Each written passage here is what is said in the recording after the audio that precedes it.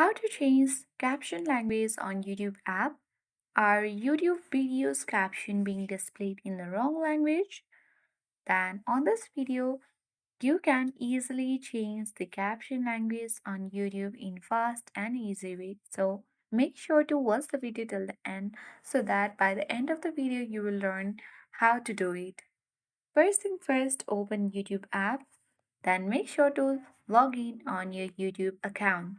Once done, tap on profile icon or the U icon at the bottom right corner of the screen. This will let you access to the feed page where you need to select the gear or the settings icon at the top right corner of the screen. Once you're on the settings page, scroll all the way down and select Captions. Here you need to select language which has been set to default. Let's open it and here you can easily set to any language you would like to change it on. You can scroll then in this way and select any language of your choice.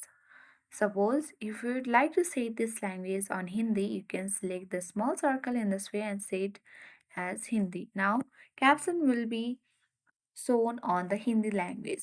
So that is how we can easily change caption language on YouTube app. I hope this video was helpful. If it was, then do like, share and comment on this video.